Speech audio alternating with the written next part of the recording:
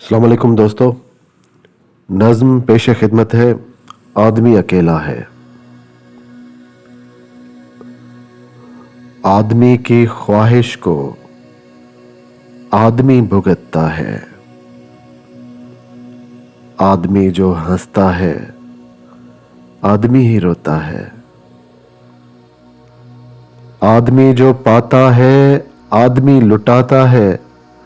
आदमी जो सोता है रत जगों की लाली भी आदमी ही आंखों में शौक से सजाता है।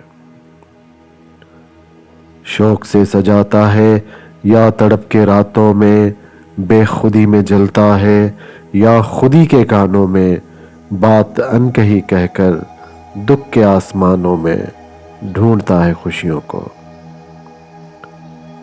सोचता है पल भर को वो जो चंद खुशियां थी वो कभी तो अपनी थी। सोचता है पल भर को वो जो चंद खुशियां थी वो कभी तो अपनी थी। आज फिर अकेले हैं। कल थी साथ में खुशियां अब गमों के मेले हैं। कल थी साथ में खुशियां अब गमों के मेले हैं। जिंदगी का हर मेला आदमियों से सजता है। आदमी ही मेला है।